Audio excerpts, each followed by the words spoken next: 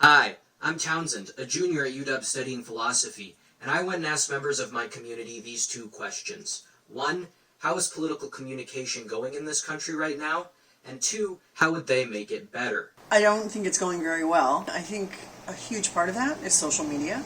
In society right now, the communication is not very healthy. I don't think it's going in right direction right now. So it's people are not agreeing to disagree. You know, it's just the whole thing about tolerance and allowing people to have opinions and allowing people to say things even if they're adverse to what you think.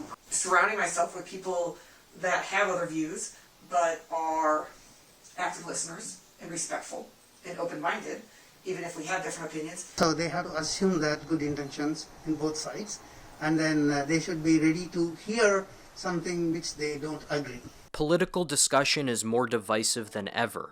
We are emerging from a global pandemic where death, job loss, and strife are commonplace, yet we don't feel a whole lot closer to fixing these issues than we did over a year ago when the pandemic started. Luckily, we have philosophy. The act of doing philosophy is an act of charitability. That is, it is an act of listening to what the other side has to say and making a good faith effort to understand their argument. The act of doing philosophy is an act of anticipating what other people will say to your arguments and realizing that listening and processing other responses can be a good, productive way to improve your own thinking.